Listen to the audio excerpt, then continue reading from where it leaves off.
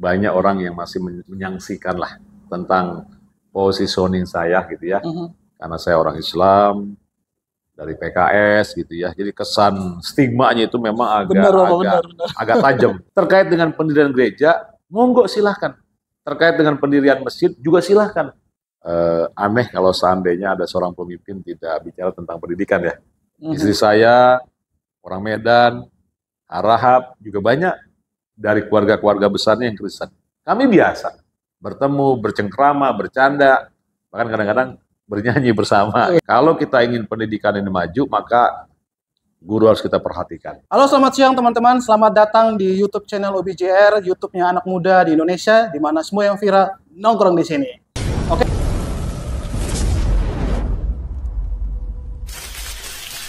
Oke, kali ini saya ada di rumah atau tempat markasnya Bang Heri dan Solihin sebagai calon wali kota nomor urut 1. Kita coba ngobrol seputaran program yang Bapak sudah siapkan, sebanyak 17 program utama yang akan diperjuangkan ketika Bapak nanti menjadi calon wali kota di Bekasi. Kesempatan ini saya berkesempatan untuk ngobrol dan menjelaskan kepada kita semua mengenai beresin layanan pendidikan menuju pendidikan untuk semua, tingkatin kesejahteraan pendidik agama dan pengelolaan rumah ibadah, jaga toleransi. Nah, kedua topik utama ini kita coba ngobrol langsung dengan Bang Heri di tempat ini. Nah, sebelum itu Bang Heri, sebelum kita mulai, saya mau pengen kuis dulu Pak, biar lebih santai. Soalnya saya grogi Pak, ketemu Bapak nih.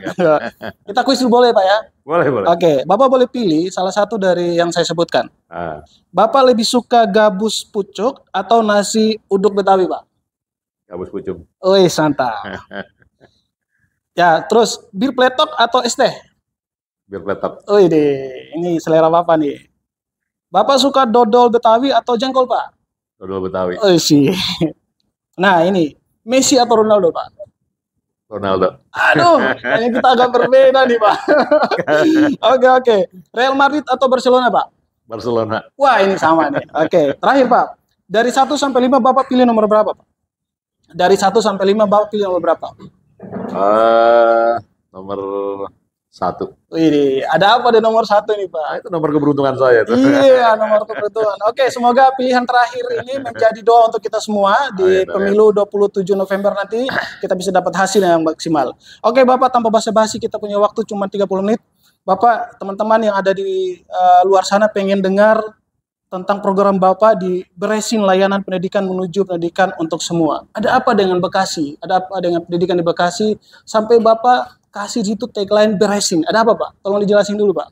Ya, sahabat sekalian, jadi di antara 17 komitmen dan janji politik saya, siap. Aneh kalau seandainya ada seorang pemimpin tidak bicara tentang pendidikan ya. Karena pendidikan ini adalah bagian yang paling penting untuk merubah satu peradaban, merubah sebuah masyarakat menjadi masyarakat yang punya nilai-nilai etika kebenaran dan juga sebagai penentu untuk kemajuan sebuah bangsa. Maka di 17 komitmen janji politik saya dengan Bang Solihin, salah satunya adalah beresin tentang pendidikan yang ada di Kota Bekasi ini. Poin-poinnya yang pertama adalah nanti jika saya diamanahkan menjadi wali kota dan wakil wali kota, yang pertama kami akan urus adalah terkait dengan wajar dikdas. Bahwa anak-anak Bekasi tidak boleh ada yang tidak sekolah. Pertama itu. Wajib sekolah ya? Wajib sekolah. Ya. Berapa tahun? 12 tahun. SD 6 tahun, SMP 3 tahun, dan SMA 3 tahun.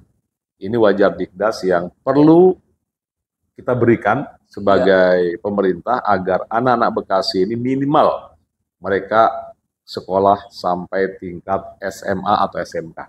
Minimal ya? Minimal, betul. Jika kemudian di antara mereka orang tuanya ada yang punya kemampuan untuk pembiayaan, kita harapkan mereka bisa kemudian masuk ke kampus-kampus yang ada di Kota Bekasi atau di luar Kota Bekasi. Atau jika anak kita cerdas, pinter, mereka juga bisa mengakses banyak sekali sekarang program-program beasiswa ya. Betul. Yang penting minimal anak-anak kita SMA dan SMK itu wajib. Ya. Jadi nggak boleh ada anak Bekasi yang SD selesai, kemudian nggak melanjutkan lagi. Iya, betul. Kenapa ini perlu kita tekankan? Karena sumber daya manusia itu nanti ke depan harus memiliki skill, harus punya kemampuan.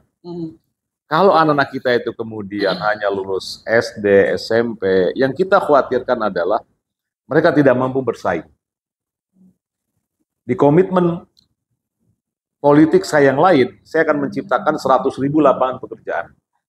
Kalau 100.000 lapangan pekerjaan kemudian ada persaingan dari berbagai anak-anak yang ada di Bekasi dan sekitar Bekasi, kemudian anak kita level pendidikannya rendah, maka yang kita khawatirkan adalah mereka hanya menjadi penonton. Tertinggal, betul. Tertinggal. Iya. Menjadi penonton di kampungnya sendiri. Ini nggak boleh terjadi. Gitu ya. Maka kewajiban pemerintah dan juga perlu perhatian para orang tua sekalian, anak-anak Bekasi ini minimal 12 tahun 12 harus sekolah. tahun. Gitu ya. Oke. Kemudian yang kedua, terkait dengan pendidikan, kenapa kita harus beresin pendidikan? Hari ini masyarakat masih ada dua dikotomi terkait dengan pendidikan, yaitu pendidikan negeri dan swasta. Kedepannya nggak boleh dipisah-pisah. Karena antara pendidikan negeri dan swasta ini harus saling sinergi. Berkolaborasi ya? Berkolaborasi. Hari ini jumlah lulusan SD, anggap 1.000, yang baru bisa masuk ke SMP negeri baru setengahnya.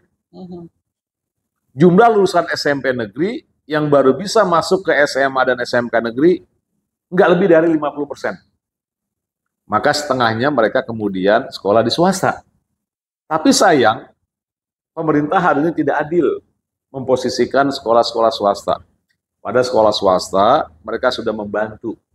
Yang seharusnya itu kewajiban pemerintah, swasta kemudian berperan di situ. Betul. Tapi sayang hari ini perhatian pemerintah kepada pendidikan swasta sangat minim.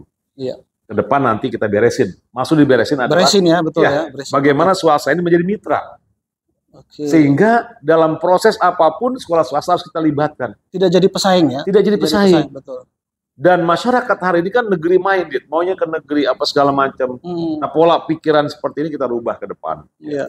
Di saat negeri belum cukup, maka swasta yang akan membackup, maka pemerintah utang budi kepada swasta, maka sebagai imbal baliknya swasta harus diperhatikan. Nah, kira-kira begitu terkait dengan hubungan sekolah negeri dan swasta. Betul. Bahkan satu lagi, cita-cita kita ini ke depan luar biasa ya. Di poin berapa saya lupa itu. Juga nanti kita akan menginisiasi berdirinya Universitas Negeri Kota Bekasi. Kalau seandainya Bekasi yang APBD-nya hari ini sudah 6,9 triliun. Iya. Kemudian anak-anak kita sudah banyak yang S2, S3. Tetapi sampai hari ini kita belum memiliki kampus negeri yang memadai. Ya, kalah dengan Depok, kalah dengan kota-kota lain. Nah, maka doain di saat nanti kita memimpin Kota Bekasi ini, salah satu yang menjadi prioritas kita dalam pendidikan adalah kita menginisiasi dan mewujudkan terberdirinya Universitas Negeri Kota Bekasi, insya Allah, dan anak kita. Oke, Pak, ini lanjutan dari yang Bapak bilang beresin sekolah-sekolah tadi, wajib 12 tahun, betul Bapak ya? Iya. Di sini saya baca di komitmen Bapak yang ke-13 itu ada poin yang ke-7 dan ke-8, Bapak rencana siapkan beasiswa untuk anak guru dan juga pendidik agama, termasuk anak mereka guru yang mendidik di gereja atau di masjid atau dimanapun yang mengajar agama. Itu bagaimana Bapak mengatur itu? Ya, jadi kan selama ini saya keliling ya. Ya. Saya ingin banyak mendengar dari seluruh stakeholder, termasuk mereka yang terlibat dalam pendidikan. Ya. Karena memang seorang pemimpin itu harus banyak mendengar. Kalau dalam konsep dalam Islam, namanya disebut tafaqahu qabla an tusawwadu. Banyaklah kalian belajar, banyaklah kalian mendengar sebelum menjadi seorang pemimpin. Maka ketika saya mendalami terkait dengan para tenaga guru yang ada di kita ini, sepertinya anak-anaknya harus dibantu. Betul. Maka kemudian muncullah itu. Guru apa saja, termasuk guru agama ya. Dan agama apa saja. Baik Islam, Kristen, Hindu, Buddha yang ada di sini. Pokoknya kita harus berlakukan mereka punya hak yang sama. Termasuk pemberian keringanan, bahkan beasiswa kepada anak-anak mereka. Iya. Ini sekaligus sebagai apresiasi kita sekaligus sebagai penghargaan kita bahwa guru ini kan kita kenal dulu pahlawan tanpa jasa ya. Betul. Nah, kalau kita ingin pendidikan ini maju, maka guru harus kita perhatikan. Betul. Di sini ada ya Pak. Sini saya baca naikkan tunjangan daerah untuk guru. Itu termasuk itu ya. Termasuk itu. Ke sana. Itu sekaligus bentuk perhatian kita. Bagaimana guru ini paling tidak dalam mengajar, dia tidak lagi kemudian dipusingkan dengan persoalan dapur lah. Waduh, betul. Kalau tunjangannya kita perhatikan dalam sampai titik yang wajar, mungkin berlebihan tidak, tapi wajar lah. Ya, jangan sampai guru itu kemudian harus mencari kegiatan lain, mencari pendapatan. Nanti fokus dia mengajar tuh jadi hilang gitu ya. Maka disitulah seorang wali kota bisa menetapkan satu kebijakan terkait dengan tunjangan guru harus kita tingkatkan dalam level yang saya pikir wajar lah untuk biaya kehidupan di Kota Bekasi ini. Iya, menarik Bapak. Sekarang itu lagi viral di media sosial itu. Saya coba lompat keluar dari sini, di mana guru itu dilaporkan orang tua karena kasus seperti kekerasan terhadap anak. Bagaimana program Bapak ke depan untuk memastikan guru-guru kita selain dikasih tunjangannya ditambah, dikasih beasiswa anaknya, keamanan untuk seperti ini, kasus seperti ini bagaimana menurut Bapak? Ya memang sekarang dunia udah terbalik ya. Kalau kita dulu dijewer, digebuk bang guru, harusnya orang tua terima kasih lah. Kalau zaman kita dulu begitu ya. Malah kita ditambah lagi sama orang tua. Tambah lagi kadang-kadang. Ya orang tua bukan yang belain, tapi kalau guru memberikan kita sanksi hukuman, orang tua senang. Ya, ada kesadaran. Sekarang ini kan orang tua, mohon maaf ya nih, saking sayangnya, tapi salah dalam tanda kutip mendefinisikan arti sayang. Ketika anaknya kemudian dapat teguran dari guru, dia yang marah. Ini menurut saya ini udah terbalik dunia ya. Maka ke depan, pertama, memang dibutuhkan cara mendidik anak itu seorang guru harus baik ya, jangan melalui kekerasan. Tapi kalau misalnya dalam bentuk hanya jeweran kecil, cubitan, menurut saya masih dalam angka yang wajar-wajar saja gitu ya. Enggak mulu kemudian guru dilaporkan ya.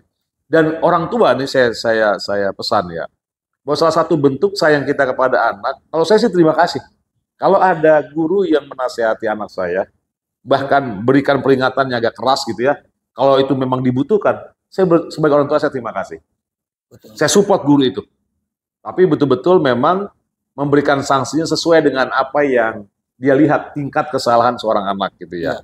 Nah ini kasus-kasus hari ini memang banyak sekali orang tua saking sayangnya sehingga si anak itu nggak boleh dimarahin sedikit sama gurunya, nggak boleh dijewer sedikit pun. Dengan alasan apa biasanya itu? Apa biasanya alasan itu? Kasihan kali gitu ya? Atau hak asasi manusia lah. Terutama hak asasi manusia. Nah ini juga saya berpesan kepada orang tua ya, kita dalam konteks bagaimana mendudukkan anak kita harus adil lah. Guru-guru kita udah capek mengajar anak kita, nggak apa-apa kita berikan cara dia bagaimana yang terbaik untuk mendidik anak-anak kita yang mungkin pernah suatu saat menjalani satu kesalahan ya, nggak apa-apa dia didik dengan pola-pola yang memang diyakini itu benar caranya. Itu orang tua nggak usah terlalu baper lah, biasa saja. Gitu. apalagi sampai mengadukan ke polisi apa segala macam. Ini pesan saya aja ya. Kalau saya pribadi terus terang terima kasih. Kalau ada anak saya kemudian ditegur, dinasehati, bahkan diberikan sanksi ya gitu ya kepada guru maupun sekolah tempat dia belajar. Yang penting wajar dan tidak ada kekerasan. Baik. Ya, ini menarik, kita tunggu dan kita perjuangkan program beresin di bidang pendidikan. Kita berharap yang terbaik. Terakhir Bapak, ini dari komitmen Bapak yang ke-16 ini, tingkatin kesejahteraan pendidik agama dan pengelolaan rumah ibadah. Nah, saya lebih tertarik kepada siapkan asuransi jiwa bagi para pendidik agama untuk semua agama.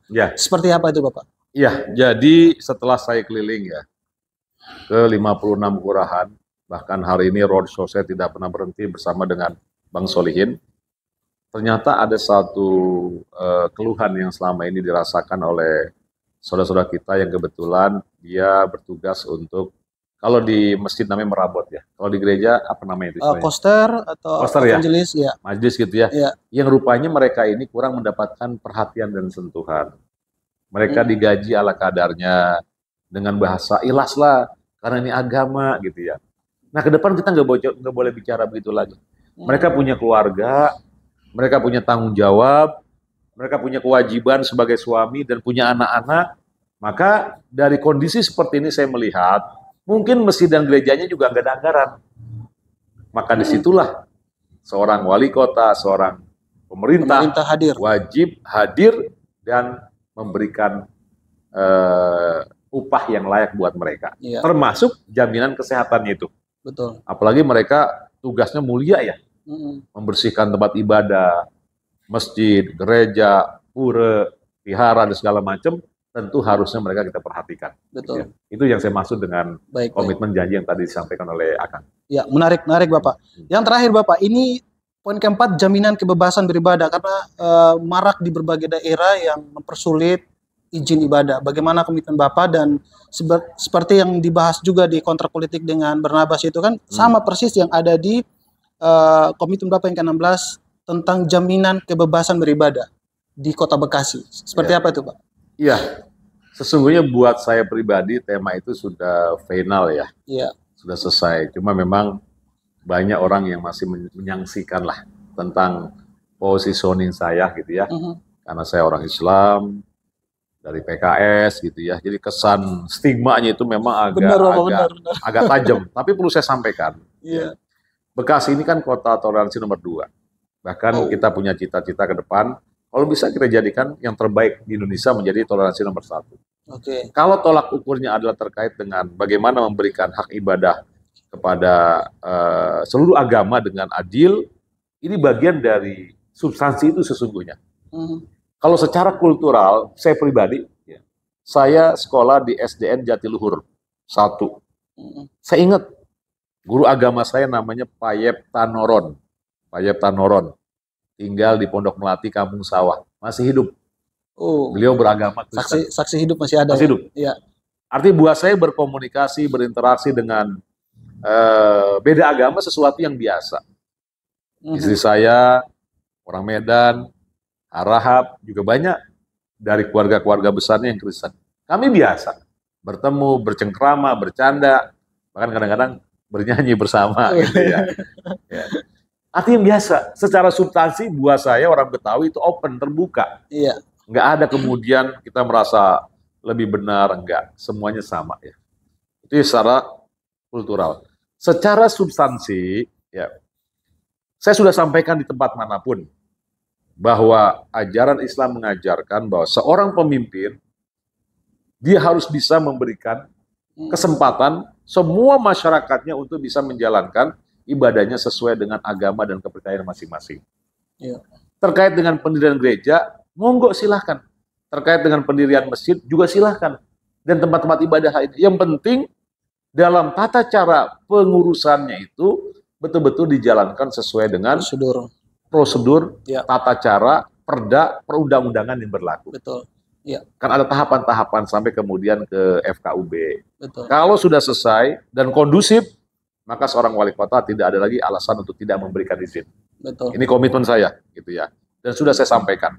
Dari komitmen ini kemudian 2 bulan yang lalu atau sebulan lalu saya diskusi dengan banyak para pendeta. Mereka dikumpulkan di sebuah hotel.